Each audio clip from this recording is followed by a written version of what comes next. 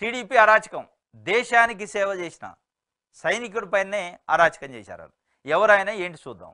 తమకు ఓటేయలేదనే కక్షతో అతనిపై టీడీపీ గ్రీవెన్స్ సెల్లో ఆ పార్టీ నేత ఫిర్యాదు. పెద్ద సంఖ్యలో పోలీసులు అధికారులు వచ్చి ఇంటి ప్రారీ కూల్చివేత.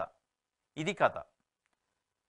వెంకయ్యనాయుడు కన్నీటితో ప్రాధేయపడినా కనికరించిన అధికారులు, ప్రభుత్వంపై తీవ్ర ఆగ్రహం వ్యక్తం చేసిన స్థానికులు టీడీపీ నేతల ఆక్రమణలను కూల్చివేయాలంటే ఆందోళన. విజయనగరం జిల్లా దన్నానపేటలో ఘటన జరిగిందట.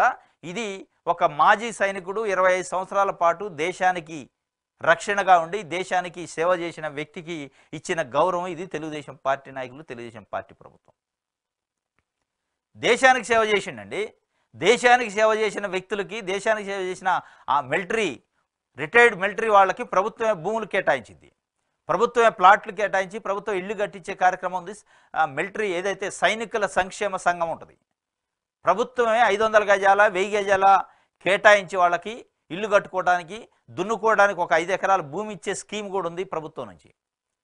కానీ ఒక చిన్న పారి కూడా కబ్జా చేసి కట్టిండు అని చెప్పి కూల్చే కార్యక్రమం.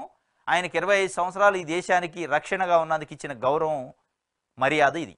ఇది తెలుగుదేశం పార్టీ నైజం, తెలుగుదేశం పార్టీ ప్రభుత్వ నైజం అని.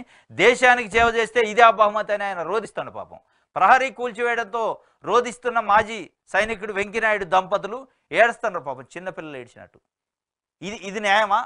దేశానికి 25 సంవత్సరాల పాటు రక్షణగా ఉండి 25 సంవత్సరాల పాటు దేశాన్ని రక్షించిన వ్యక్తిని రోధించేటట్లు, ఏడ్చేటట్టు, కన్నీరు పెట్టేటట్టు చేస్తే దీన్ని న్యాయం అంటారా?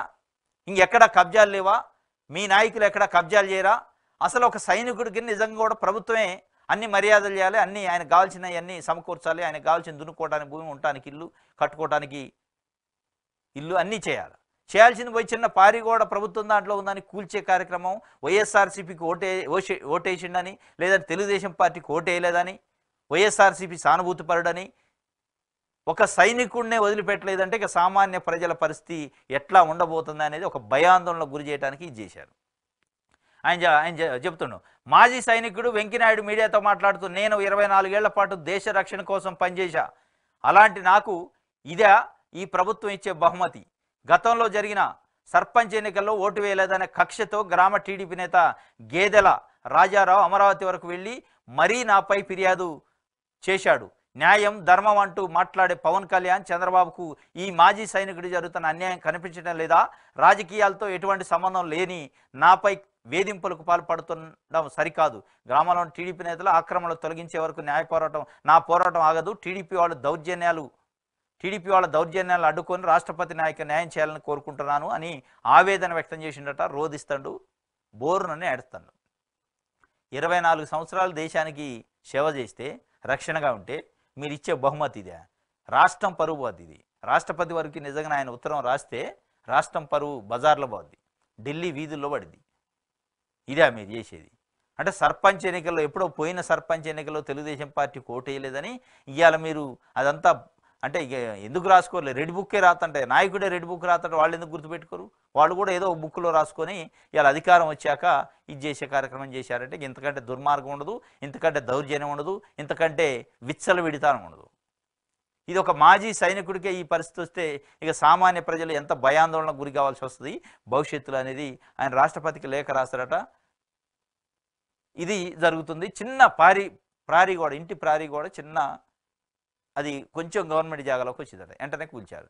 మీకు అంత కమిట్మెంట్ ఉంటే మీరు ఎక్కడ ఒక సెంటు భూమి ఆక్రమించకుండా తెలుగుదేశం పార్టీ నాయకులు ఉంటే సంతోషం. కానీ మీరు చేసేది ఏంది? ఇక్కడ చిన్న పారిగోడ వస్తే ఒక సైనికుడు కూల్చారు. మీరు 100,000 ఎకరాలు రేపు కబ్జాలు చేసే కార్యక్రమం చేయరని గ్యారెంటీ. దీనిపైన నేను మార్పు కోసం రాజకీయాల్లోకి వచ్చిన అని చెప్పే పవన్ కళ్యాణ్ గారు ఎందుకు స్పందించడు? ఒక సైనికుడికి జరిగిన అవమానం, ఒక సైనికుడికి జరిగిన అన్యాయం పైన ఎందుకు మాట్లాడడు? ఒక ఉప ముఖ్యమంత్రిగా ఉండి మీరు మార్పు కోసం వస్తే ఎట్లా చంద్రబాబు నాయుడు గారు మాట్లాడరు? ఆయన మార్పు లేదు, మన లేదు, ఆయన పందా వేరు, ఆయన పదవి కావాలి, పదవి కోసం ఏదో మాటలు చెప్పి ఎక్కుతురు అనేది ప్రజల్లో చర్చ. మీరు ఎందుకు మాట్లాడరు అనేది పవన్ కళ్యాణ్ గారి పైన ప్రెజర్ ఇవ్వాలని ప్రజలు మాట్లాడుకున్నారు. పవన్ కళ్యాణ్ ఇట్లాంటి వ్యక్తి మాజీ సైనికుడికి అన్యాయం జరిగితే కూడా మాట్లాడలేదంటే ఇంతకంటే దిగజారుడు ఉండదు, ఇంతకంటే అవమానకరం ఉండదు. ఇది సాక్షికి సంబంధించి